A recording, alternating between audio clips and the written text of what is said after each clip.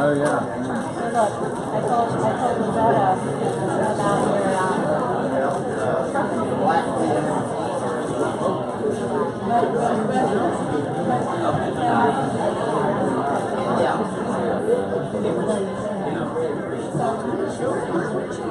Okay, thank you.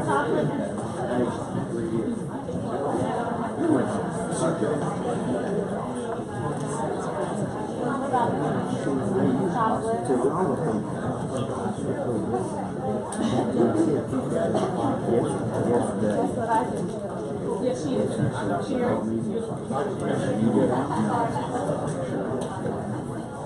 How are you, sir? Better than I'm sir. I meant to get this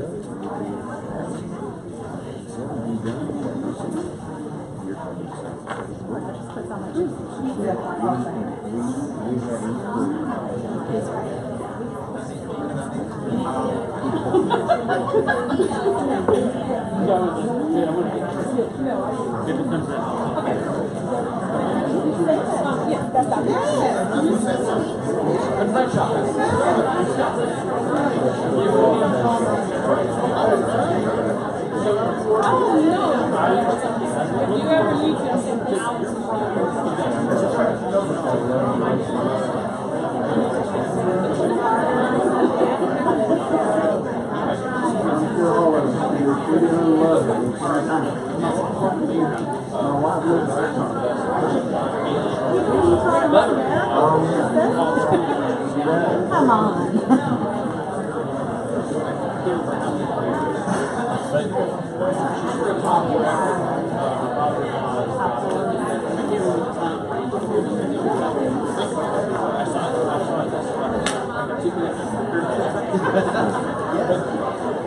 If we could gather and reconvene, please.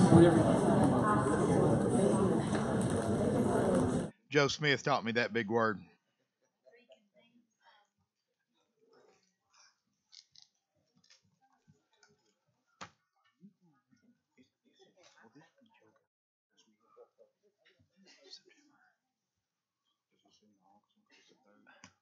Yeah, because they get.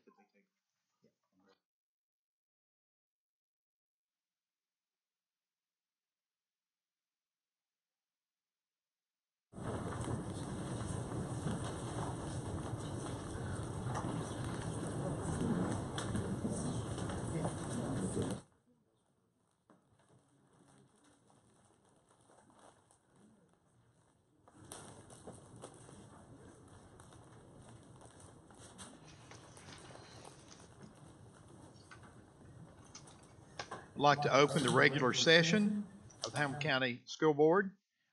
Roll call, please, Mrs. Ford. Here. Here. Here. Here.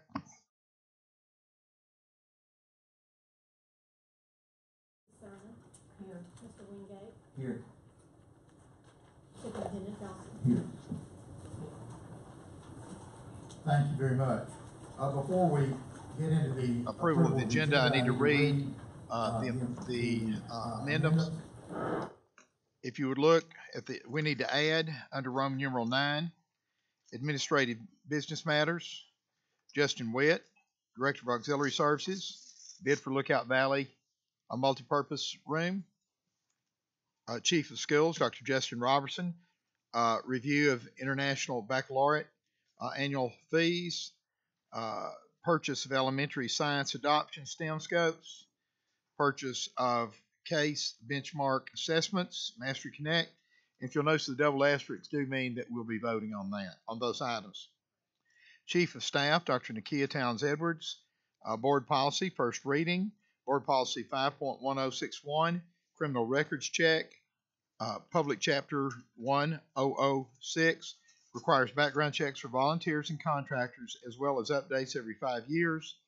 Board Policy 5.502, harassment, sexual harassment and discrimination. Public Chapter 938, prohibits non-disclosure agreements for sexual misconduct. C, Board Policy 6.200, attendance. Public Chapter 958 requires the LEA, Local Education Association, to adopt progressive truancy interventions. D, Board Policy 6.602, recent records inspections and correction procedures. Public Chapter 557 requires policy guidance for transcript alterations. Number 2, Board Policy, second reading, to vote on this evening, Board Policy 4.502, Parent and Family Engagement. And I will say this is to be in compliance with state law that Dr. Edwards and Mr. Bennett graciously gave, and I did read through, and it definitely needs to be done. D, Chief Financial Officer Christy Jordan, recommendation to purchase the annual license, maintenance, and support for the Student Activity Fund accounting software for the 18-19 school year. Grant applications, additional grant applications, acceptance and approval. That's under Roman number 2A. And number 1, UTC, Hamilton County, Tennessee Gear Up Program, funded by USDOE for $5,160,241. See attached. Contract, Dr. Justin Robertson. For UTC, developing, training, and bridging the skills gap for the solar workforce, funded by the Department of Energy for $1,215,516. See attached. Contact Dr. Justin Robertson. Number 3, UTC, Science, Technology, Engineering, Art, and Math for underrepresented students, STEAM for us, funded by NSF for $340,489. See attached. Contact Dr. Justin Robertson. Those are the amendments. Do we have a motion to approve the agenda as amended? Move to approve. Thank you. Second. Moved in second. Thank you very much. Do we? I have some discussion about this first. Do we discuss the? Yeah, you can discuss Okay. anything you Okay, want go to. ahead. Go ahead. The amended agenda is longer than our agenda, and I don't like having all these things that we have to vote on. We haven't even had a chance to look at them yet. I mean, there may not be anything on there, but I just kind of like to look through and like these grants and things to be sure they're not matching grants, to be sure all this other stuff before we just go through and approve all of this. I don't know why we didn't get some of this before now, but I just don't like getting all these things at the last minute before we have a chance to look at these. Thank you, Ms. Thurman. Dr. Johnson and I discussed that, and we know staff's been real busy and putting things together, and I understand. But he and I agree that we're going to do our best to get things on the regular agenda in the future. Ms. Robinson, do you have? I mean, I do agree with Rhonda on that. It just seems like if we could create a more tighter deadline on when these amendments are made. And I mean, even, I'm excited to hear about the 3-year plan for special education. And I wish I could have read this over earlier this week whenever I was reviewing my agenda. And then, of course, all the amendments that were made too. But anyways, I agree. Just wanted to simply state that. Anyone else comment? I think general consensus is great. What do you know, Dr. Johnson or Ms. Forey, the one? Do you know what our time frame is? The staff goes over it on Monday before, right? The week before. Correct. we go over it on Monday. Chair's usually in the room. Thursday, it usually goes out to media at some point during the day. We will definitely tighten that up, and you and I will talk about that. We talked about that. But there are some things just from a timeline standpoint that came in and came through. For instance, the policies that are all listed on here. I believe the email went out at like 2:30. We had the memo to Sherry maybe 4 o'clock. So just some timing things that definitely were there. And then some of them are just time sensitive. That it's that the time of the year, and they're just come upon us. So that's just where it is. Mr. Smith. Yeah, I agree. I did say it before. We've been handling a lot of stuff, and it's just not fair. It's just not fair.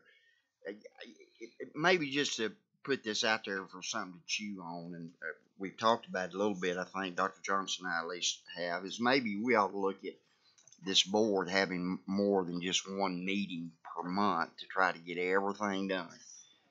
Just something to chew on. We used to do work. Yeah, I think you were probably there when the TASBA said we had too many meetings, and but they said we need to cut down our committees, and I feel like that we were kind of remiss this year. I followed their advice, and I wish I hadn't, but on a couple of things. But I do say in the past, I think before Dr. Johnson got here, correct me if I'm wrong, Dr. Johnson or Ms. Ford, but the staff would get the material on a Monday, and I think the way it was done before was by Wednesday, everything would go into Ann, the board secretary. Was that not it?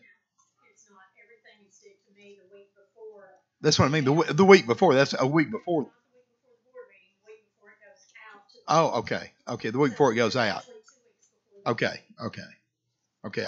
I stand corrected. Thank you. But we just work. Dr. Johnson assured me they're going to work on the schedule, try to get it to us, a little more timely. And I appreciate his doing that. Yes, ma'am. I agree with Mr. Smith. I think maybe we could revisit. I know nobody likes more meetings in their schedule, but I think it would be nice to maybe possibly have another work session. We wouldn't have to do it every month, but possibly another work session periodically to go over the information so that we would be more prepared when we did have a board meeting is a good idea. I was thinking tonight as we went through our work session, and we had an executive session, we would have been at horrible time. And so I was thinking perhaps, I know in the past, years past, we've had work sessions not in conjunction with the school board, with the regular school board meeting. That way we don't go from 4 o'clock until 8:30 or 9 o'clock. So well, I have a novel idea. Why don't people just do what they're supposed to do and get it in a timely manner? If Val get paid to do a job, I get paid to do a job. I don't do it, I don't get paid. So everybody, if they would just get the stuff to Sherry when they're supposed to get it to her, there's no need of you taking up another night of our time. So everybody, because then they'll be late with that. So just everybody just do their job, and I think everything will be fine. And I think they're going to work on that. Thank you so much. Okay, we've got any other discussion before we have the? No, we've had the motion and the second, correct? So any other discussion? Call for the vote, please. Mr. Galloway. Yes. Mrs. Jones. Yes. Mrs. Leonard. Yes. Mrs. Robinson. Yes. Mr. Smith. Yes. Mr. Testerman. Yes. Mrs. Thurman. No. Mr. Wingate. Yes. Yes. Thank you very much. Now we are honored this evening to have Jeff Paulson, principal of Thrasher, do our pledge to the flag and our meditation. Well, good evening, and thank you, Dr. Johnson and the board for this opportunity this evening. I have been asked to help everybody meditate, so we're going to do that through 3 quotes from Teddy Roosevelt, the 26th president of the United States, who One of my was favorites. given the presidency at the same age I was given a principalship, and that's probably because he didn't realize a principalship was available. But his first quote, and by the way, this is a good gig, by the way. I really am honored, and I mean this sincerely, to be an educator in Hamilton County Schools. But first quote from Teddy Roosevelt is, "Keep your eyes on the stars and your feet on the ground." And I think that's a fantastic thing for educators to think about coming into this year. Aim high, keep your eyes on the stars, and take action, feet on the ground. I know a lot of people think keeping your feet on the ground means staying grounded in your beliefs and things, but Teddy Roosevelt was a man of action. If you read his work, he said things like, "I'm an average man, but I work harder than the average man."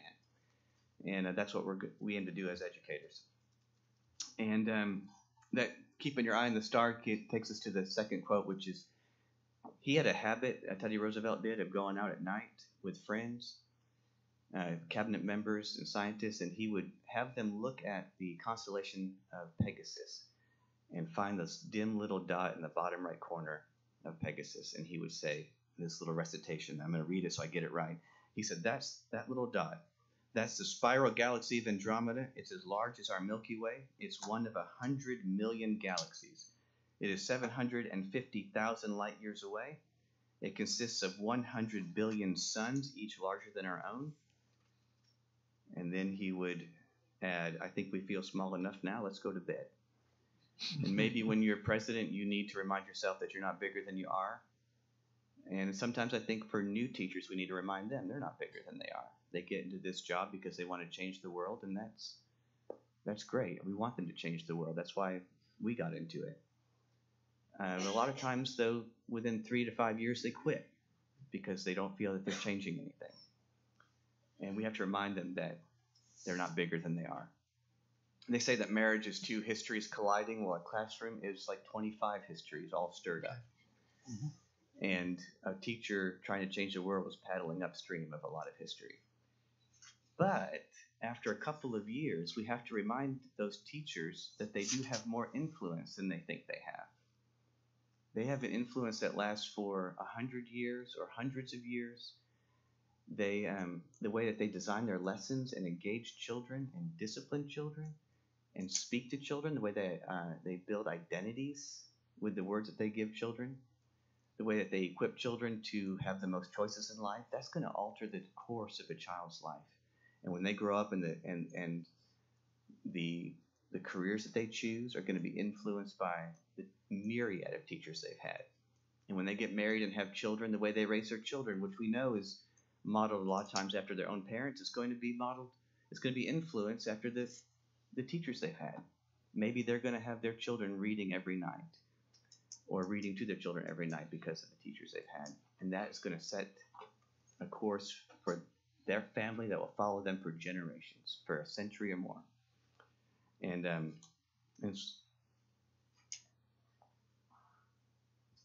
it's worth, I'm going to leave script here for a second, so forgive me, but it's worth noting that I think that the really significant piece that teachers have in the work is not easily measured by the state.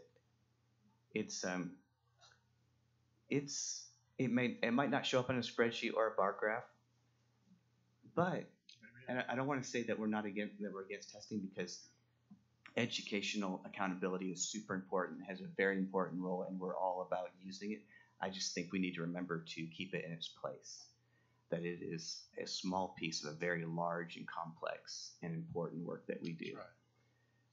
Right. Which actually accidentally brings me to Teddy Roosevelt's third quote, which is, far and away, the best prize that life offers is the chance to work hard at work worth doing. And that's education right there. Education is hard work. It is worthy work.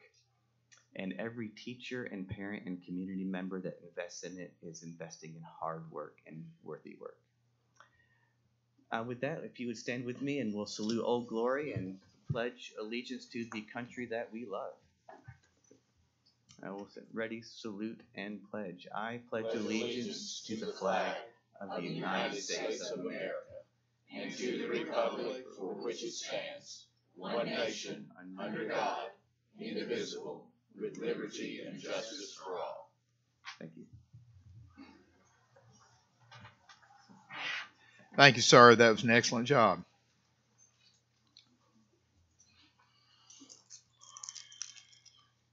Okay. Next, we have a presentation from Mr. Garfield Adams, Director of Exceptional Education, on his updates. Dr. Highlander, I was going to introduce 2 speakers and just remind the board the work that's being done here with this group. The action group actually started working together 3 years ago as groups from across Chattanooga, and the PowerPoint that they'll use will show you all the different groups. I know there are a number of them that are in the audience today supporting this. In July of 2016, The district started working alongside these different groups, basically to evaluate our special ed services to make sure that we were providing, the best options and opportunities that we can for our students with disabilities. A year ago, Kel and I came to you guys to present basically the work that had started over the last 12 months. We've continued to work alongside to come up with a 3-year plan to present to the board, and this time turn over to our not so new anymore, but Director of Special Education, Garfield Adams. Good evening. We want to present a 3-year plan for you all, and there's some parts in here where Dr. Horn will begin, and then I will jump in. And so we really want to present this as a collaborative effort, and I've really enjoyed my time with the inclusive group. So if there's any questions, please ask, because there's a lot of pieces to this puzzle. Thank you and good evening. It's good to be back before you again a year later after Dr. Robertson and I were able to present to this board some of the challenges that we were facing in exceptional education in Hamilton County, and now we're coming back to offer some suggestions for improvement. And I do not want to rehearse all of the problems of the past, but nor do I want us to forget them. So I'll simply say that on many measures of inclusion by the district's own self-reported data to the state, that we have historically been in the bottom 10% of districts statewide, and that's simply not acceptable. We have put together, as a part of this effort, a broad coalition, inclusive education working group that brings together many of the nonprofits that work with different disability groups locally and in surrounding counties. I would say most of these nonprofits work in something like a 12 to 15 county area. And have been excited to come on board with this program, this project, and lend their expertise. All of these organizations were critical partners in putting together the plan, the 3-year plan that you have before you this evening. And I'll say that even though there are systemic issues with exceptional education in Hamilton County, there are and always have been bright spots. And what you see is, when we take a closer look, is a lot of bottom-up initiative at the building level. And so our recommendations for inclusive pre-K come from what was already taking place, has been for a long time at Westview Elementary, and rolling that out district-wide. Possibly the best elementary school in the county for what we're wanting to envision system-wide is Saudi Elementary. We were amazed with what we were seeing there in terms of what they've been doing for years. Spoke with one teacher, memorable conversation with one teacher at Saudi Elementary, who told me this, inclusive education, she said, this was not a part of my training. I didn't believe it when I got here, but it works. It actually works, and she wouldn't have it any other way. The Hickson High Ignite program, which is now going to be rolled out to multiple high schools, pushing in students with significant disabilities into the gen ed setting in an appropriate and supported way. And Brainerd High. Brainerd High is doing great things beginning this year, pushing students into gen ed classrooms again in a supported and appropriate way. And before turning things over to Mr. Adams, I want to remind the board about the research, briefly about the research on inclusion. Not only is it the law, as it has been since at least 1990 with the Individuals with Disabilities Education Act, it actually works. Imagine that, law and evidence aligning. It can happen. There is, in more than 40 years, in the past 40 years, there have been many, many studies looking at different social and academic aspects of inclusion, of classroom inclusion. There have been no studies that have found that it doesn't work. There have been no studies that have found that it has an adverse effect on gen ed students. In fact, what we see with carefully planned, evidence-based inclusion is that all boats rise, that overall achievement levels rise for students with disabilities and students without disabilities at the same time as that achievement gap closes. Okay, which is another way of saying introducing students with disabilities into the gen ed setting in an appropriate and supported way does not dumb down the classroom. It enhances the classroom academically and socially. I think we all know by now that in recent years, where this district has been hammered repeatedly, has struggled with repeatedly, is with academics and with bullying. Inclusion, carefully planned, evidence-based inclusion is one-stop shopping for addressing these issues. And I'll turn it over now to Mr. Adams to talk about inclusion moving forward. But can I ask you a question? You made a statement in the beginning. We were in the bottom 10%. Bottom 10% of what category? What I don't understand. So when we look at it's called the Indicator 5 measure of inclusion, which is what districts report to the state. There are, I think, 14 or so. Which is we're not doing it. I just need to understand what that means. We are not doing it. Okay. So when you disaggregate Indicator 5 by different disability groups among a number of those qualifying disability categories, we're just not doing it. Not only that, when we look historically at the trend, we've been doing it less and less. The statewide trend is to do it more and more. The national trend is to do it more and more. We've been doing it less and less. Okay, thank you. Thank you. Thank you for your service with us. Thank you, Dr. Horn. And we will switch in and out as the presentation goes on. So I'll slide through these fairly quickly because we have a fairly long presentation and everyone can read that. But basically, I want to touch on the high points.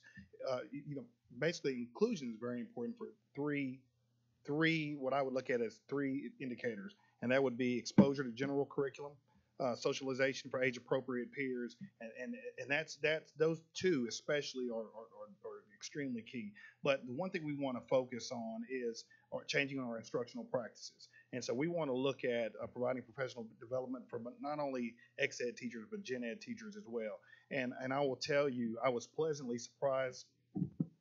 Sorry, I can't do that anymore. I had to get a crick in my neck. Texting neck, is that what they call it? But I was pleasantly surprised when I encountered our ex-ed staff. They're exceptional. Make no mistake, we have the best ex-ed staff in the state of Tennessee. As a matter of fact, when they did our desktop monitoring, they said we have a skeleton crew and one of the best ex-ed staff that they have seen in the state of Tennessee. So it's a shared vision, and one thing we really want to work on is communication. And when we get with the inclusive groups and we can communicate with families and we look at liaison and bridging that gap, I think what we'll do, we all know, we can look at this and we all know the benefits. The data doesn't lie.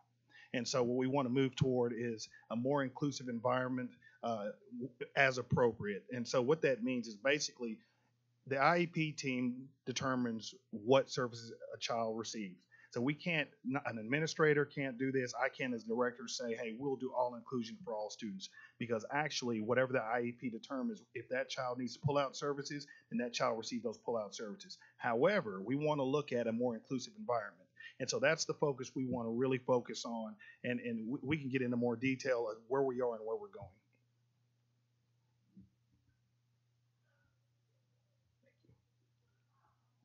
I'll just briefly go over the main points of this 3-year plan, and then you've got the year-by-year breakdown in front of you. The first, we've got 5 primary goals. The first, to maximize evidence-based inclusion of students with disabilities in the gen ed classroom. You'll see throughout the document an emphasis on evidence-based inclusion. I am obviously an inclusion advocate, and I will be the first to tell you that full inclusion is illegal, and it is wrong. For a small number of students, a self-contained setting will be the least restrictive environment. But by and large, that is not true, and it is the evidence has not translated into practice and how this has been interpreted historically in Hamilton County. Secondly, placing students with disabilities in their zone school or school of choice available to other students, and always, again, in the least restrictive environment. This is obviously transportation issues come into this. It is no doubt a puzzle to be solved, but a lot of other districts have cracked that nut, and that shouldn't stand in our way. And also, if you remember back to last year, I think it was the independent evaluation of the transportation system. If you'll remember that our gen ed per pupil busing rate was, I think, $575 per pupil, and compared to national averages was significantly below average. And then you look at the special ed per pupil busing rate compared to that $575 per pupil, instead it was $7,060 per pupil, which was significantly above national averages. So clearly we're doing something wrong there. We're just about more expensive than anybody else nationwide when it comes to transportation costs for students with disabilities. Largely that comes down to the fact that we're still using these cluster sites, busing these kids across the county in many cases to a school that specializes in some disability category for that age group. So we're hoping to undo those cluster sites, and then within the building, push these kids into a gen ed setting. So instead of it's a cultural shift, it's an attitude change. Instead of starting with students with disabilities in a segregated setting and asking when is it appropriate to push them in to the gen ed environment, instead, let's start with them in that gen ed environment and ask when it is appropriate to support that student to pull them out. Third, to improve communication and relationships with the families and caregivers of students with disabilities and community partners serving these families and students. And again, I just go back to this broad coalition of nonprofits who have the expertise, who have the experience, and been working with these families for years. We have had parents also as a part of this group, as a part of this effort. But parents have from across disability groups have been represented by the local organizations that have their children's best interest at heart, and that's reflected in this plan. To develop services and opportunities for successful transition for students with disabilities, including independent living, community involvement, employment, education, and post-secondary training. I think we're already making some significant strides in this area. All the Future Ready Institutes are going to be accessible to students with disabilities just like any other student, just to give one example. And finally, to provide all the necessary training and support for current and future teachers, administrators, and staff to make transition to inclusion a success. This can be done wrong. And if it's done wrong, students get hurt. Families get hurt. It takes buy-in from teachers, from building administrators to really do this right. It's a big commitment in terms of professional development. So what's next? Well, this 3-year plan, and I want to make clear that the 3-year plan essentially is to get the infrastructure in place to do what we need to be doing. At the end of that 3 years, will we be where we want to be? No, but we will be headed in the right direction. And I have been so pleasantly surprised about the positive changes that we've been able to make in the district and as a community just in this past year while putting together this plan. I've also been pleasantly surprised by the impact that we've been able to have with secondary students, with high school students, that I was afraid would not be sort of tangibly felt for a number of years. Actually, some things are rolling out in some very positive ways now for those older students. We are going after and have received external grants to help in this effort. One I'll mention, one is to provide professional development that'll be rolled out in August for all teachers. The goal is that at the end of 3 years that all teachers, all administrators have had this training. That's really a wonderful model and has been shown to work quite well. Really, where we're going to start is with empathy. This is empathy-based training of understanding the lives of students with disabilities and their families, and of learning so substantively what inclusion is about, why it works, how it can work, to get teachers on board. Co-teaching training.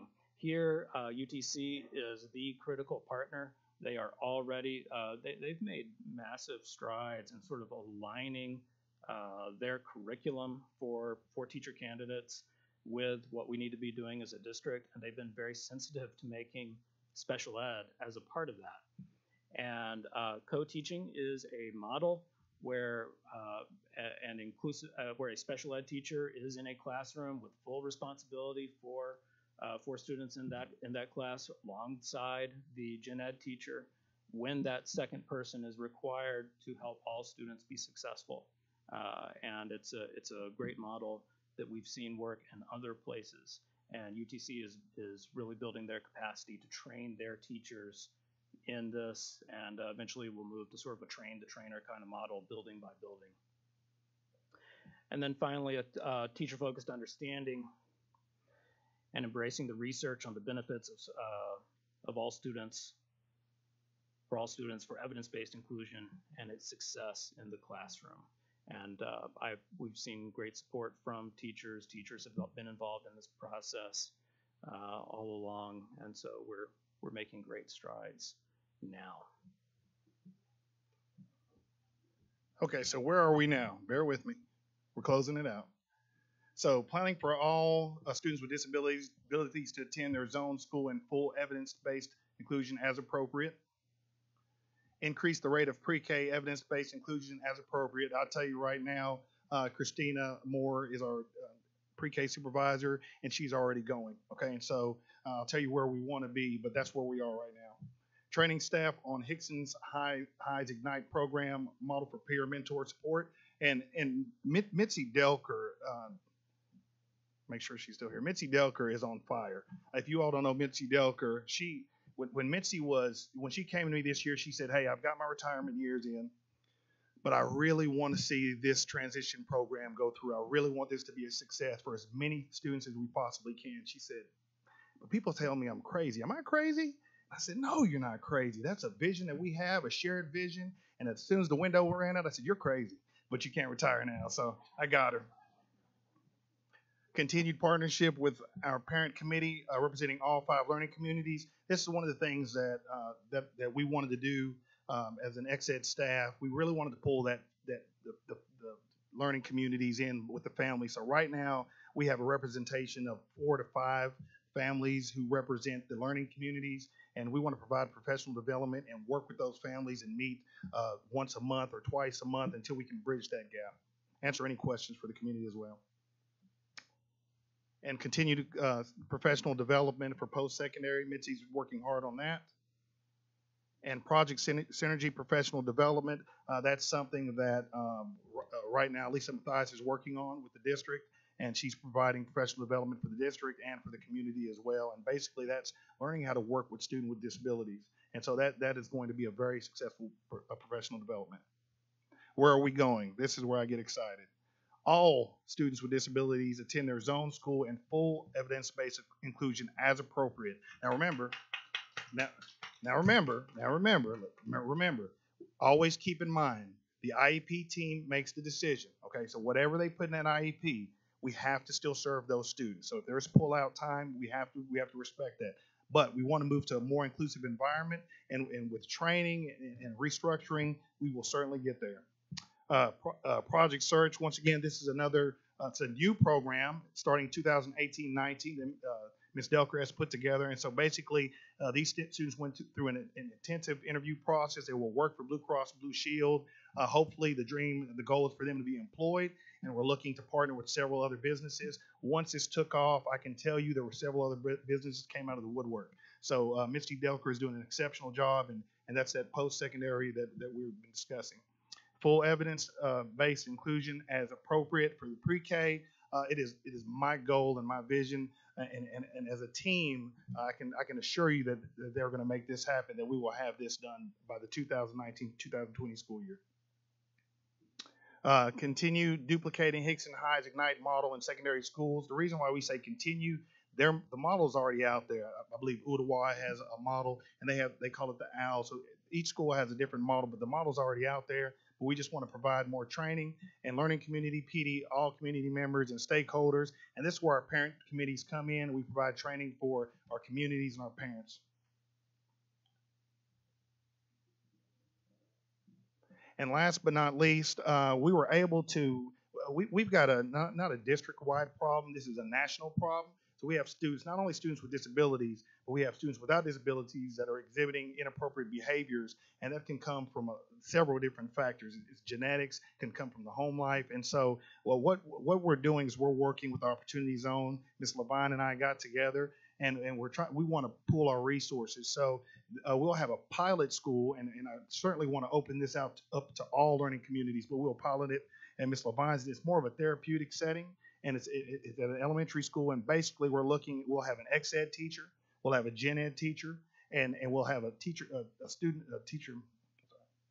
teacher's assistant. And basically, that student, the goal is to get that student out, fully included in the gen ed setting, but they'll have the therapeutic setting where they can also learn appropriate behaviors, and we can get that student out through electives and general ed courses. And so I'm really excited about that program, and we'll work closely to make sure that's a success.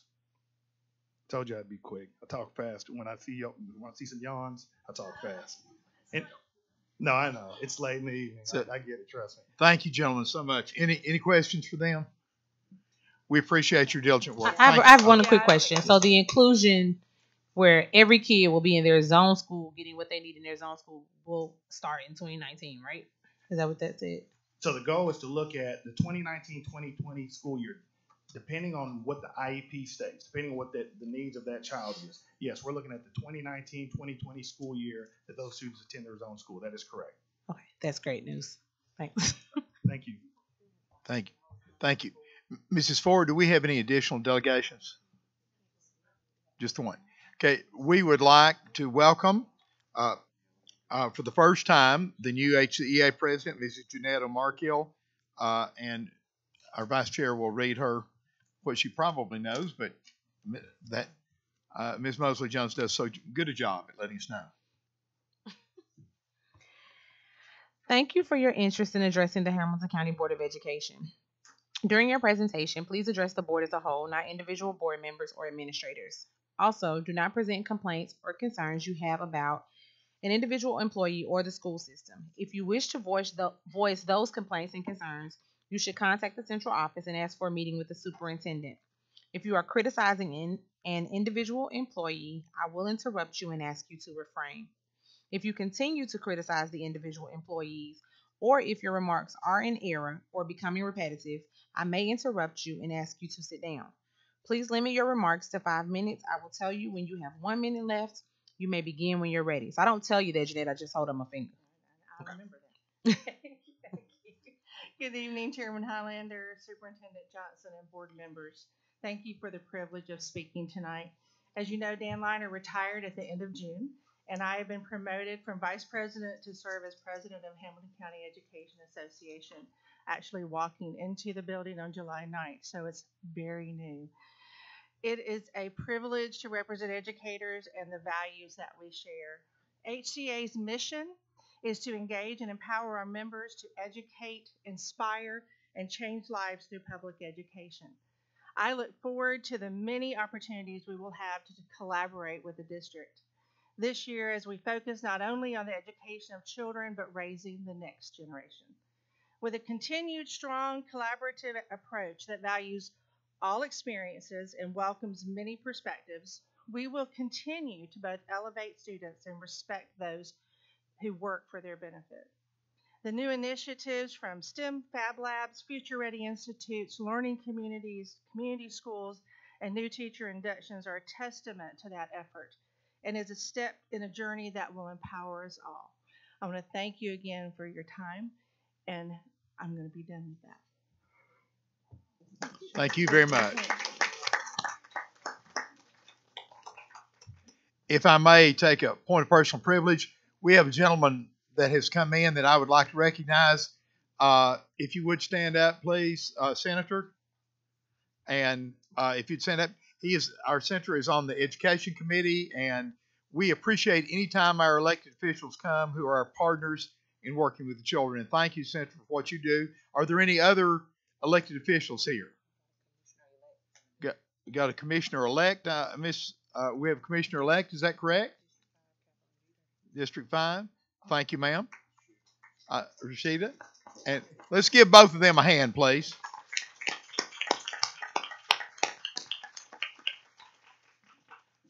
Thank you for being here. We do appreciate all our partners, and it does truly take a community to raise a child. If we could now, we need to have a motion to approve the minutes of the June 21st, 2018 quarterly session. We have that motion. So moved. Thank you, Ms. Robinson. Second? Second. Second, Mr. Galloway, I believe. And if no discussion, then we will call for the vote. Mr. Galloway? Yes. Mrs. Jones? Yes. Mrs. Lennon? Yes. Mrs. Robinson? Yes. Mr. Testerman? Yes. Mrs. Thurman? Yes. Mr. Wingate? Yes. Chairman Holland? Yes. Now we need a motion for the approval of the consent agenda as amended. Move to approve. Second. Okay. Are there any items that anyone would like to pull? If none, then we'll call for the vote. Mr. Galloway? Yes. Mrs. Jones? Yes. Mrs. Lennon? Yes. Mrs. Robinson? Yes. Mr. Smith? Yes. Mr. Testerman? Yes. Mrs. Thurman? Yes. Mr. Wingate? Yes. Chairman Holland? Yes. Okay. Are we going? Where are we now? Do we go down to? Go way down to. Right. Okay. Unless I'm incorrect, we go to administrative business matters. Is that correct? Okay. Mr. Justin Witt, Director of Auxiliary Services. Discuss the bid for Lookout Valley Elementary multipurpose. Thank you, Dr. Hollander. Yeah, this is part of our original building package. Bids were received on July 13th, and sent this to the board for approval. I would move to approve. Okay. Second. Moved in second. Any discussion? I'm so glad to see this happen, Joe. I just want you to know that. Even when Janice Boyston was on the board, we wanted to try to get this done. I'm glad to see it happen. Yeah, I appreciate all you've done, Justin, in getting that. Thank you very much. Okay, call for the vote, please. Mr. Galloway? Yes. Mrs. Jones? Yes. Mrs. Lennon? Yes. Mrs. Robinson? Yes. Mr. Smith? Mr. Testerman? Yes. Mrs. Thurman? Yes. Mr. Wingate? Yes. Chairman Holland? Yes. Chief Skills Officer, Dr. Justin Robertson, to discuss three different a renewal and two purchases. Thank you, Dr. Highlander. The first one is the renewal of the IB annual fees at both Ooltewah High School and Signal Mountain Middle High School. Requesting approval. This is something that we have to do. We have no questions, so we'll have the motion, please. So move. Second. Second. Okay. Discussion? Yes, I just need to ask a question. I know at some of our high schools, if you take an AP class, you have to pay for a lot of the things in that AP class. Am I correct? Yes. If you sit for the exam, yes, ma'am. Yeah, you have to pay for a lot of the things. Why do the kids that take this class not have to pay for it? So what you're approving right now is the annual fee for us to be part of the middle years. I know, but that's part of them being able to take the program. I think there are additional fees of what you're talking about to sit for exams and things of that nature. So it's similar in the same way of AP, where we've been. I'll give you an example. We paid for several teachers this spring to go be trained for AP courses. Kids can sit for those courses, but ultimately they have to pay for the AP. I agree with you though. We need to figure out a way to help kids access all of these courses because sitting for an exam is expensive. Because I know at one point we had a young lady that was I can't remember her name. She was a student representative on the school board, and she paid a lot of fees to take some special classes, and because they didn't have enough for that class or whatever, she didn't get to take, and she didn't get her money back. So things like that is concerning to me. Our really bright students are the ones that we really should be putting a lot of our focus on. And I hate the fact that some of them are having to pay for some of their accelerated classes when and maybe others not. And I just want to be sure that we're being fair in all areas to all the students. It's going to become a bigger issue as the early post-secondary opportunity starts becoming an indicator on our accountability. It's an issue that we've got to address. I agree. Ms. Thurman's correct. I know in the AP test, some of them were, the last time I gave one, some were $150, $175. And Rhonda, I had kids that could not really afford it, and I paid it out of my pocket because, I mean, those kids I thought would do well, and they got college credit for it. I'll say, Dr. Iwan, a lot of our schools in our communities have stuff like Right. that. I mean, I think that we're trying, but it's a district issue that That's right, exactly. about that we've got to figure out a way to It's a valid thing to look at. Well, these are our best and brightest students, and we really need to be. They shouldn't be held back because they can't afford to take the courses. We really need to look at that.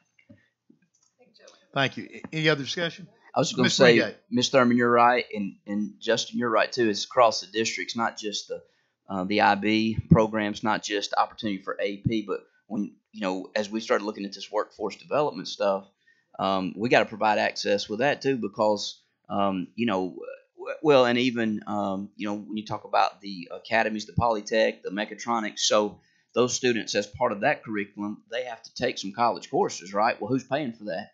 And even though we got Tennessee Promise dollars, those dollars only kick into effect after graduation. And so, but some of those students are taking the same courses that those Tennessee Promise students have access to. It's just that they've not yet received that diploma, so they don't get that state money. So absolutely, with all the opportunities that we're providing come the challenges of providing them. Yeah. We've got a gentleman who's on the education committee of the state senate. He could look at altering some of that Tennessee Promise. That could be for another time, but I'm all about creating some leverage. Yes, sir. We appreciate. We're not putting pressure on you, but we appreciate all your consideration. Steve, also, this is where some of these businesses that really want to know how they can help students, and all of these organizations that want to know how they can help students. This is one way that some of these groups and businesses that want to help students can fund some of these programs for some of these kids. I think that's an opportunity for some of that. Excellent idea. Dr. Robertson, anything else you want to add? Anyone else? Let's call for the vote, please. Yes. Yes. Yes. Yes. Yes. Yes. Yes. Yes. Dr. Robertson? Yes, sir. The second item is the requesting the purchase of the elementary science adoption STEM scopes. Back in the early spring, teachers met to adopt a science adoption for elementary, and STEM scopes is what they recommended. This would have a 5-year license agreement for STEM scopes and would be for K through 5 science. Requesting approval. I move to approve. Okay, got Mr. Testament second. Is it Mr. Wingate? Are you seconding, or I'm gonna have a question here in a second. Oh, well, your light was on. So got a second, Mr. Smith. Okay, question, Mr. Wingate. Yes, Dr. Robertson. So, what all will we have? Obviously, we got new science standards coming, or is that just for the high school? Is that across the board? All right. So, what are we going to have access to with this? The online textbook for science. There are a couple other resources. If you remember back in, I can't remember off the top of my head if it was April or May, you approved Discovery Education. There's a piece of that for elementary as well that's basically some video streaming and some kind of interactive experiment type thing. So there'll be some science resources with that. But what we're getting here is basically our textbook for K through 5. Okay. All right. Thank you. Okay. Any other comments, questions? Call for the vote, please. Mr. Galloway? Yes. Mrs. Jones? Yes. Mrs. Lennon? Yes. Mrs. Robinson? Yes. Mr. Smith? Yes. Mr. Testerman? Yes. Mrs. Thurman? Yes. Mr. Wingate? Yes. Chairman Holly? Yes. Okay. Dr. Robertson, one more. Yes, sir.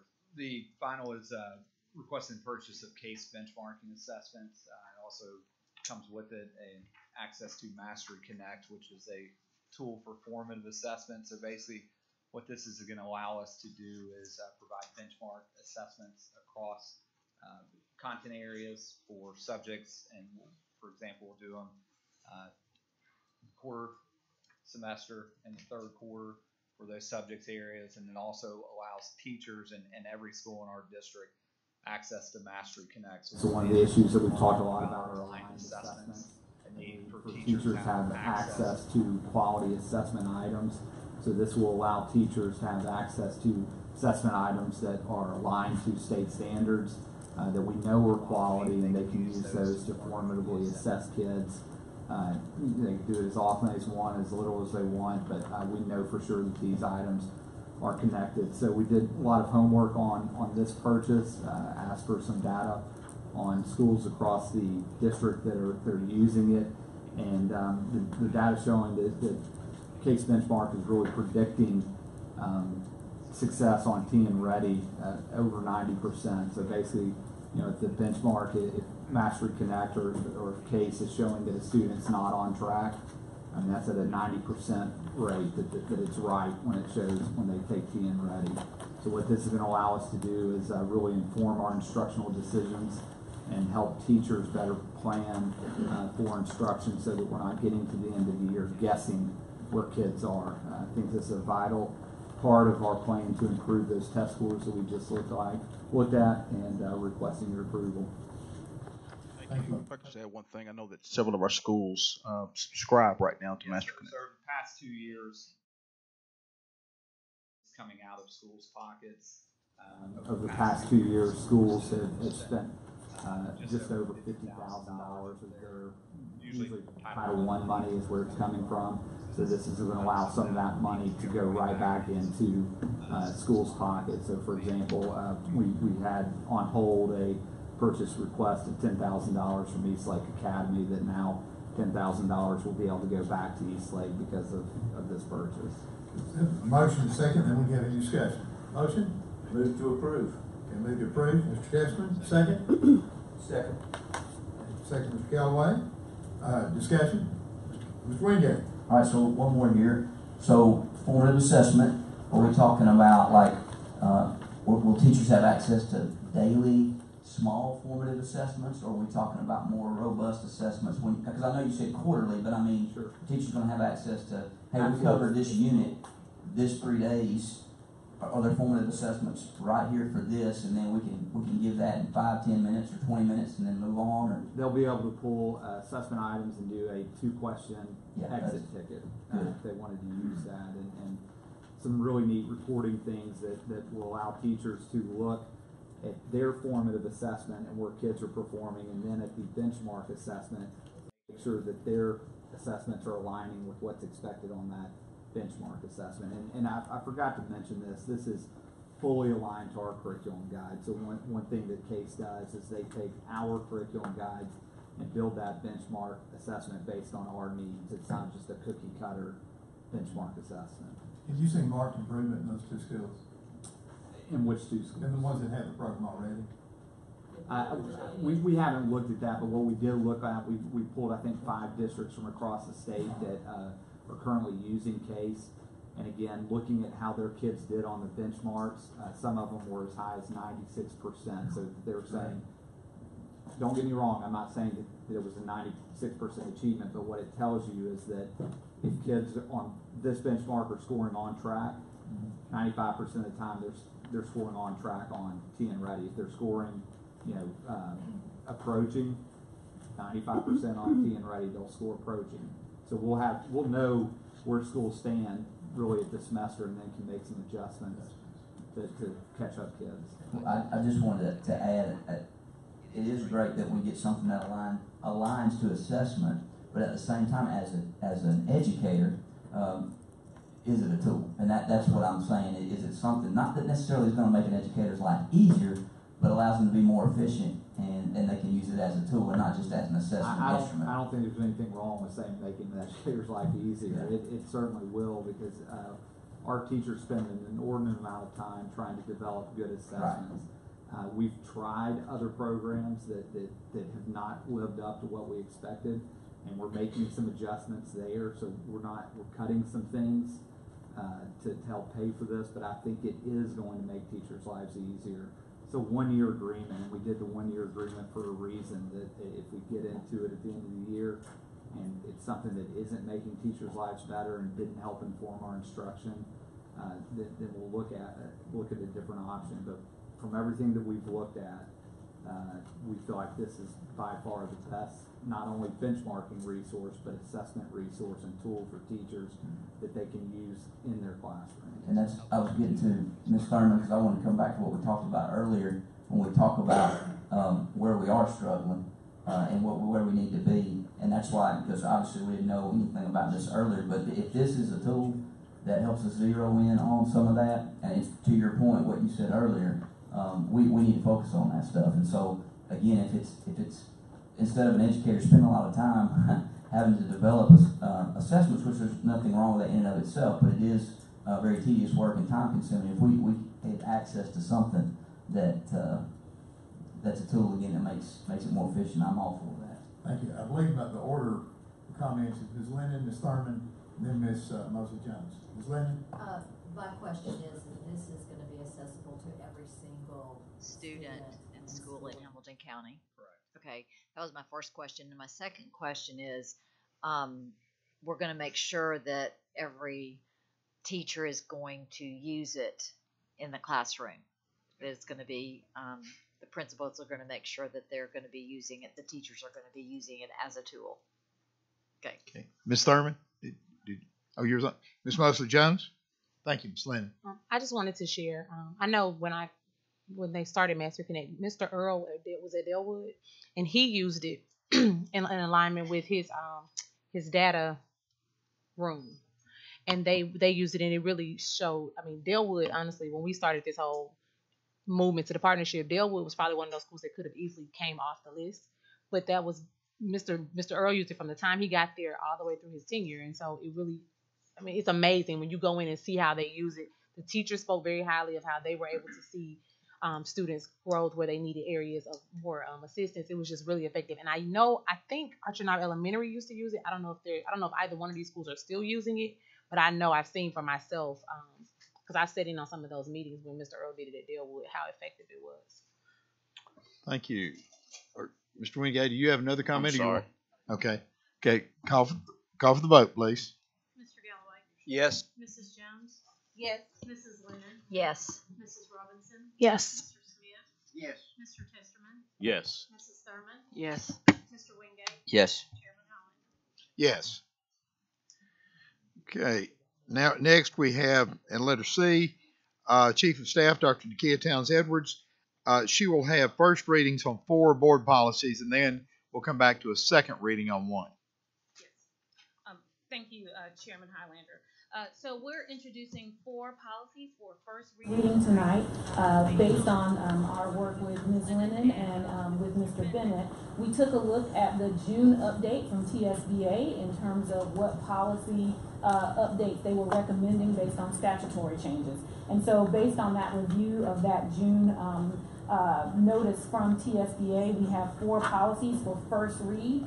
To remind everyone of our practice, we typically put out draft language for first read, and then within the intervening month, there's the opportunity for us to revise that language and bring it back for a second read in August, where then the board will be asked to vote on any final language to adopt it for board policy. So the 4 first reads that you have before you, as we discussed in the policy workshop prior to the meeting, you have a policy 5.1061 on criminal records check. This policy, the language that is updated to reflect that we require a background check on every volunteer as well as employee, in addition to contractors for the school district. Another salient point is that now we will require background checks to be renewed every 5 years. And so that means that we will start to roll this out for current employees of our school district, You all know that we have some employees who were originally grandfathered into this policy, so we will have employees that for the first time that we will complete the background check, and we are working with Mr. Fogelman, the Chief Talent Officer and Human Resources, to develop that procedure around that updating of background checks for any employee who has not had one in the last 5 years. We will begin this fall with certified employees, as this is state law. And then we will move on to classified employees. So there is language to update that background check. Mr. Bennett also thought it might be useful. We did not include language here, but he thought it might be useful for the board to consider some of the provisions around when there is an automatic requirement for dismissal or termination. You will note that the language in the current policy says that any conviction, felony conviction that is less than 5 years old requires an immediate termination, and there is no administrative flexibility. We will now, as you know, we will have employees who have been with us that may flag on a background check, and so we would have to follow that current language with no review based on the fact that it says automatic if it's less than 5 years old. So Mr. Bennett thought that that might be something for the board to consider as we move to second reading and think about the implications now that we'll have long-term employees who will get criminal background checks that we'll have to review the findings from. Yes, sir. If I may interrupt, so are you recommending that we discuss this as under Mrs. Lennon's committee before the second reading? Is that? I think that would be appropriate, but Mr. Bennett, I will defer to you. What's your thought? We're going to work on some language, Dr. Highlander. Let me just interject and say that Dr. Towns Edwards has done tremendous work on this, and I've been very impressed with her diligence. We're going to try to have something to the board for consideration probably the second week in August, well in time to get on the agenda before the board meeting, I promise, Ms. Thurman. What we're going to have to consider here is that your current board language says that if it's an offense that relates to moral turpitude, it's a disqualifier. The felony language, though, is kind of open, and I agree. I've read it. It is. It's a little confusing, and so we think we need some clarification, and probably we need to allow for the fact that if enough time has passed and an offense has been, if a debt to society has been paid, we may need to reconsider that. If it would be appropriate, I would request that you send us your recommendations. Doctor, you could work with Dr. Towns Edwards, and you could send us your recommendations under attorney-client privilege. Well, certainly. And so we could have time to preview before making a decision. The current policy actually says that any felony within 5 years is a disqualification. Any felony conviction, right.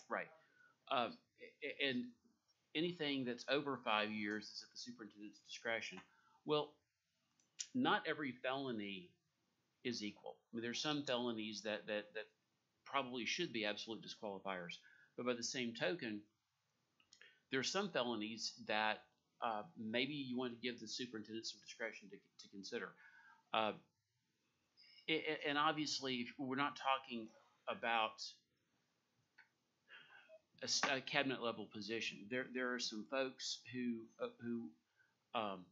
work in hourly positions who have good work histories since maybe they paid their debt to society, but under your current policy, the superintendent can't even consider that. And so we're not trying to open up the door to create a huge problem, but right now your policy gives him no discretion, and we just think we need to revisit that a little bit. Okay. Steve, one more question. We know with all the problem we got into about volunteers at schools and having to have background checks, did we ever get all that cleared up with the principals? Because I know, Tiffany, you were having some trouble with some parents not being able to volunteer in their school because of this, and there was a lot of confusion. Did we get that cleared up with the principals exactly that these parents could come in and work without having to pay, $35, $40 for a background check now? Correct me if I'm wrong, Dr. Johnson, but if they come and work directly under the supervision of the classroom teacher in the classroom with the professional educator, we need to be sure that that's cleared the up, principals know a lot that. Of parents wouldn't even go anymore because they were afraid they would get in trouble. So we need to make sure that's clear with everyone. Definitely. We'll reiterate, we have principals coming in next week. and we'll reiterate that to make sure all of them are clear at the same time. It's a good point, Ms. Thurman. Thank you. And just to add, in the policy, it does say specifically unmonitored. Unmonitored, yeah. Correct. But parents need to understand that because some of them just don't feel free to come to school anymore. That's right. I did have a quick question about the wording on this policy. It says the board will also conduct criminal background checks on all volunteers who have unmonitored contact with students, and contract workers present in Hamilton County schools will also be required to undergo a background check. Is that meant to be one sentence, or like, because it changes the interpretation if you make it into two sentences? And so I was just curious, like, it's kind of a run-on sentence right now, and to me it doesn't. It interprets one way, but then if you turn it into two sentences, it interprets a different way to me. So I think we can look at revising the language. Cool. I Okay. do see a double use of contract workers, which may be causing some of the confusion. Possibly. So we should clean that up, and I think the intent was to say that it's for both the volunteers who have unmonitored contact and the contract workers who are present in the schools. Okay. And Tiffany, we may have an English vacancy or two, Miss. You can go through Project Inspire. Yeah. She'd take too big a pay cut. The second policy for first read is Board Policy 5.502. This is the sexual harassment, and discrimination. This just updates our policy to reflect state law that says that we cannot enter into non-disclosure agreements or force non-disclosure agreements whenever there's resolution to a sexual misconduct, sexual harassment charge. So we've just added that language to clarify in the policy that we will adhere to state law and not have non-disclosure agreements required. The third policy for first read is 6.200, the attendance policy update.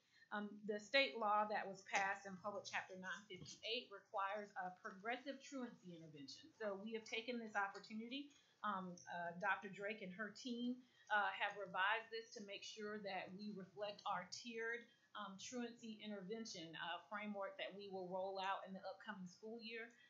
You all know that we're working hard to address chronic absenteeism. This gives us more opportunities to engage with parents to remind them around our compulsory attendance laws and how important it is to support their children to get to school. And it also gives us the opportunity to have a progressive intervention before we go to a juvenile court situation.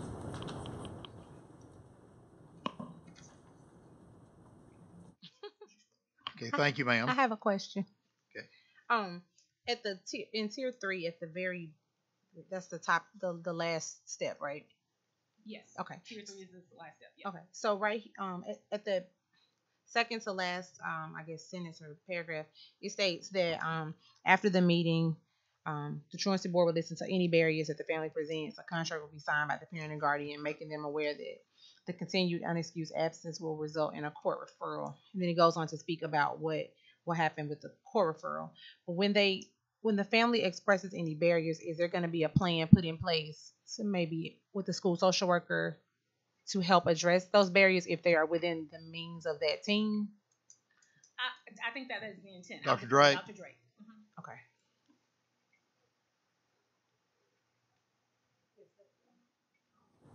Yes, but that is the intent of it, and you would through that meeting and that contract, you would address whatever those issues are and put some supports and resources in place in the hopes and the strong desire that they'll turn it around.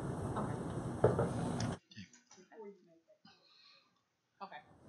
Thank you, ma'am. Anything else, Dr. Jones Edwards? Thank you for those four. And are you through with those? One more. First read, the final first read is for the student records and inspections, and this simply adds language to make sure that we have policy guidance around when it's appropriate to make changes to an academic transcript. And so we've added that language based on state law provisions that says we need to have evidence and need to have sign off of a district employee in order to make transcript changes. Okay, thank you, ma'am. Now we have board policy second reading. We will have a vote on this one. Yes. The second read, this was presented last board meeting. It was the last policy that was presented by Dr. McDade. And as Chairman Highlander mentioned, this is a policy where we are updating based on the new Every Student Succeeds Act, our parent and family involvement. policy, and so we submit this policy to you all to approve for second and final reading. Move to approve. Got a motion? We have a second. Second. Second, Mrs. Lennon. I will say I did read the entire law, and it's kind of a fun thing. I'm joking, but we are. Thank you, Dr. Towns Edwards. We are now in compliance, and if with this, we will be in compliance. Any discussion? Just call the vote, please. Mr. Galloway? Yes. Mrs. Jones? Yes. Mrs. Lennon? Yes. Mrs. Robinson? Yes. Mr. Smith? Yes. Mr. Testament? Yes. Mrs. Thurman? Yes, just one quick thing. I should have asked this before. Are all parents going to get a copy of this at the first of school? Are they going to get a copy and have to sign that they've read this? This is state law. Are parents going to get a copy of this? Or are they going to know this? Yeah, the attendance policy, Yes, okay. that parents have to be notified, and that's part of our policy, and we've already shared this draft with our Not the principals. parent family But the engagement. parent and family involvement, no. Okay. Engagement policy, that's not a requirement that parents sign off. Okay. Well, I just think they at least need to be made aware of it. Yes. Mr. Wingate? Yes. Yes. Next, we have Chief Financial Officer Christy Jordan. Recommendation for purchase.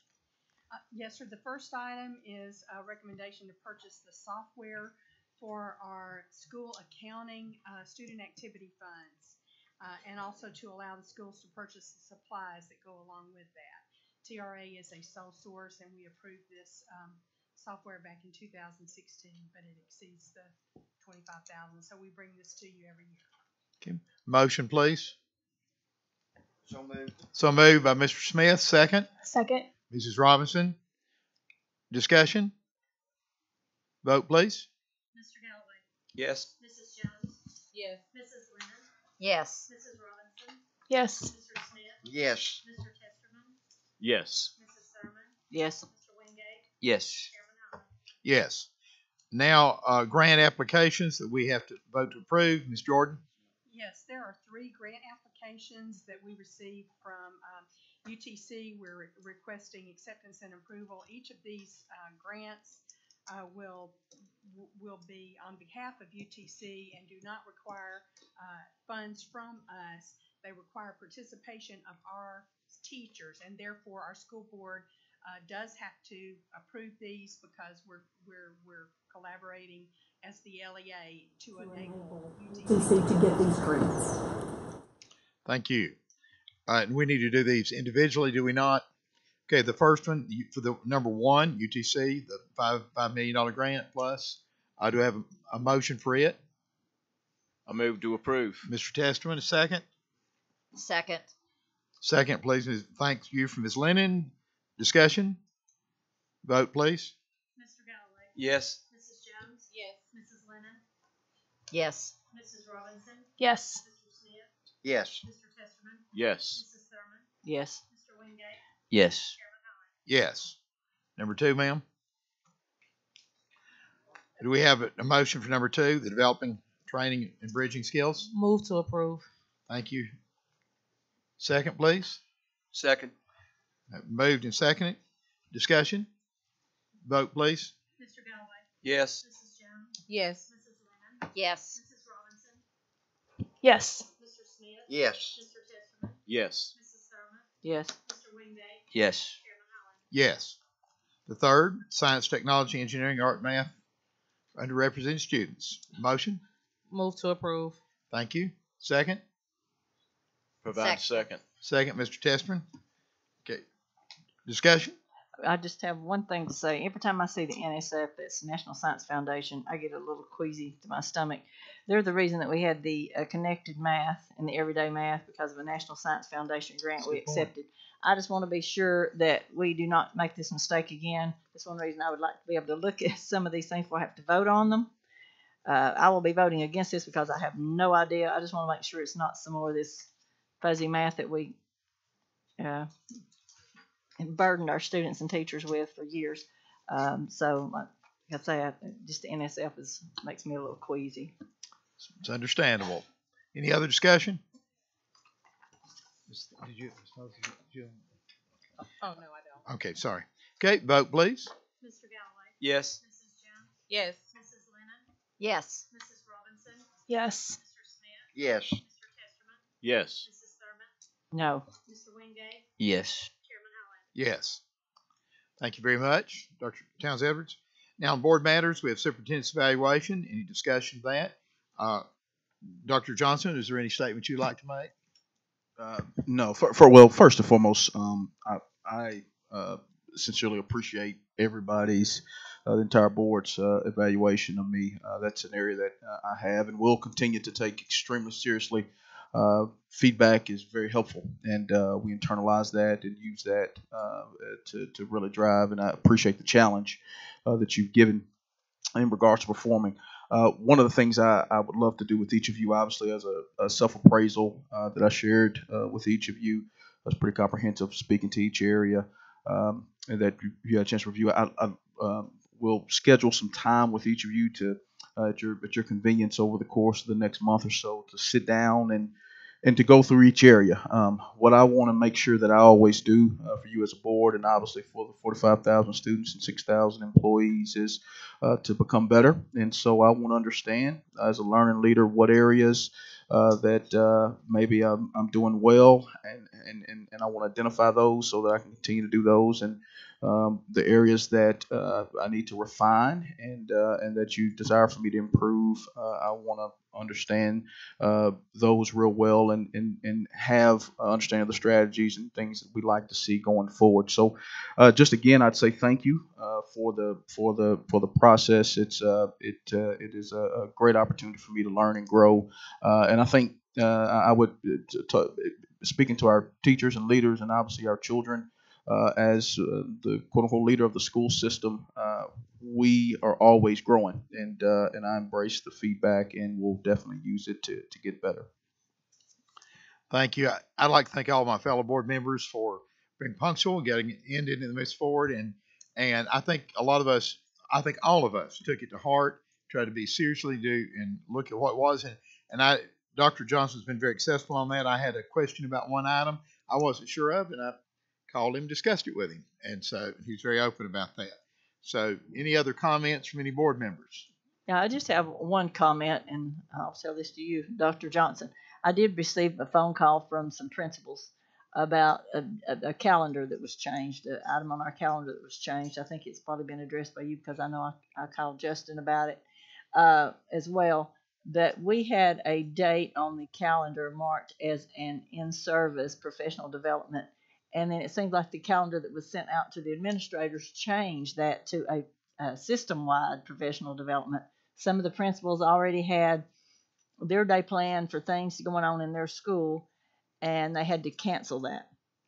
I think my problem with that is this board approved that calendar, and of course they said they sent the principals out in March a revised calendar. Well, we didn't see the revised calendar.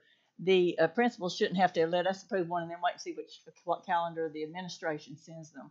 So I think that's something we need to get cleared up. If you're going to do that, I mean, they had no way of knowing that they should look at the calendar that you sent them thinking that it would be any different than the one we approved. So I think that is something that we need to clear up from here on out. When we approve a calendar and the principals get it, that should be the calendar that they work off of. So what you're suggesting, if he needs to make revisions, you're requesting that he bring it back to the board? Well, absolutely. So- I mean, so- at least let's tell the principals or somebody knows. I'll let Justin speak to just a little bit what's going on in that training because I don't know if we actually changed the day.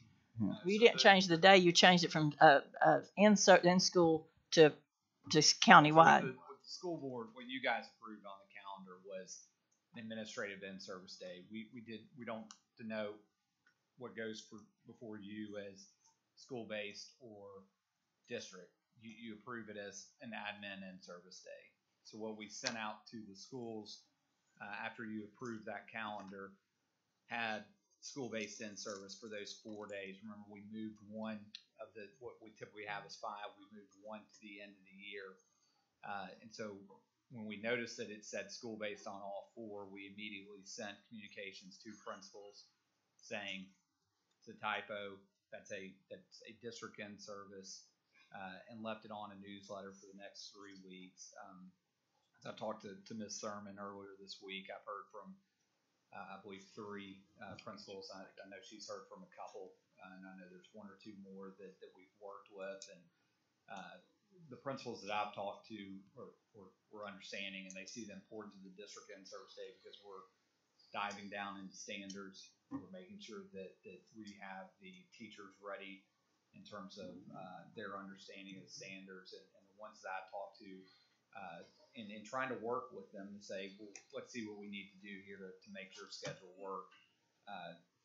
They worked with us and wanted to go to the district in service. The mistake that was made is when we noticed that we should have immediately put back on the website calendar that said admin and service district instead of school based, and it would have been corrected. So I apologize that didn't happen. I do want to clarify though, but what you approved was just an admin and service. General. Okay, thank you. Mr. Smith? Yeah, Thank you. Justin, I think that was, you said it, the lack of communication, because I know at least 2 of my principals had some team building stuff planned, and so that had to disappear. So you ain't got any nail scars in your hands. You're forgiven. Okay. No other comments on that? Okay. I'm sorry, ma'am. Okay. I am. We have on announcements. I would like to ask Dr. Johnson if he would make one, including maybe some announcement on the equity situation. So just a few announcements. One, we're still working along on the task force. We'll be reconvening here shortly. Right now, our focus is on getting school opened and several new staff members. And again, this isn't a quick process, but one will be bringing forth. So our desires to bring recommendation to you next month. Just want to update real quick on Future Ready Institutes. There's 20 of them in 13 schools. But we have over 1,086 students that are freshmen that are signed up for Future Ready Institutes. Staffing is coming along pretty well at this time. I think there's just always a fluctuation. Sometimes as soon as we get somebody hired, a recommendation, somebody decides to move along. Primarily math and ESOL or areas really nationally, but across our system in which we see them. I believe we have 5 high schools right now with math vacancies, and so but our talent team is working deeply. And then 2 librarian vacancies. So anybody interested in that out in the crowd, please let us know. Online registration. Marcia and her team are deep into that. The biggest issue this year has been the SNAP code. We sent those out early, and just over time, as a parent myself, you misplace things, and so we are working as quickly as we can. Sharon McDermott and her team, and really all of our admin have chipped in to try to answer calls and emails in a 24-hour time period as quickly as we can. The new website is up, and then I just alert your board to the dates. Getting ready to open school. Excited about Parent University and our kindergarten kickoffs. Those are things that we heard from parent feedback that we're really excited about, and that's it. If I could say real briefly, no matter who you vote for, please vote. Early voting goes through July 28th, with the election being in conjunction the same day we start in service, August 2nd. So please go and vote. And may I ask you, when your primaries are over, when you get a candidate, try to pull together and be Americans. So, and I'm tired of this fussing. Mr. Smith. Just a quick question. Can you talk just a little bit about the transportation to the Future Readies? I hadn't had an update on that. We are not providing transportation to the Future Ready. There are 66 students that have taken advantage of the opportunity to access programs that are outside of their zone. That's exciting, right? So, but that's what you want, is students going to where they're interested in, and to the program and to the area and field they're interested in. So that's how we're approaching it right now. Yep. Okay. Yeah. Mr. Wingate. Ms. Robinson, do you have something? I just wanted, I didn't hear, Brian, did you say anything about the new leadership program that HCDE is launching? Yeah, so we were just launched. Marsha, I'm looking at Marsha, thinking about Marsha. Nakia, Janelle Malone Drake, and Tim, that team Leadership Hamilton County Schools, and so we're looking for a class of 20 or so leaders in our community to come through our school system to learn our district more intimately, the operation, our talent, what we do with teaching and learning. We look forward, very similar to different leadership programs across the state and region and leadership Chattanooga that we will be launching starting this fall. And there's about 7 or 8 sessions, I believe, 7 that they'll go through that all have different. One of them is governance, and we'll ask board members to be a part of those as we solidify those dates and things. And I would say 2 new people, Dr. Larry Reynolds, who is back in the back. Dr. Reynolds comes to us from out of state, former 10-year superintendent back in the back. Thank you, Dr. Reynolds, Executive Director of Missionary Ridge. Excited about what he'll do. And then Dr. Ken Bradshaw come to us as Chief Operations Officer, replacing Dr. McDade. I'll say as a side, I text Dr. McDade, Tesley, right before the meeting today and said a great community member would be at a school board meeting. And I won't tell you what he told me. Okay, Mr. Wingate. Yes, real quick. Ms. Ford, were you able to get it? Can y'all put that picture up? I just want to make mention of this. I have tried, I think, successfully to talk a little bit about, just community involvement in our schools. And I really have tried to champion faith-based organizations to get more involved in our schools. And I'm hoping we're going to have some more soon on that. But this group right here, this is 45 folks who showed up, descended on our town Monday from First Baptist of Mabane, North Carolina. Their pastor, former educator and coach, so hit it off with him really well. But just coincidence, they were a part of another organization that really didn't have enough work for a lot of the students that had signed on with their programs this summer, and so they reached out to our town, and my pastor said, "Yeah, we'll take whoever you can send." So he told them to come on before he ever even lined anything up. So he calls me and says, "Joe, we got 45 people coming here, and they need some work to do." So I was able to reach out to some principals in my district, and for the last 3 days, they've been pulling weeds, they've been trimming bushes, they've been painting and scrubbing baseboards, painting doors, and mulching, and 3 principals who are extremely appreciative of that. And so the reason I put this up here is, one, obviously they're not going to know I did this, but my challenge is to this community. Guys, we got to get involved in our school system. And here's the deal.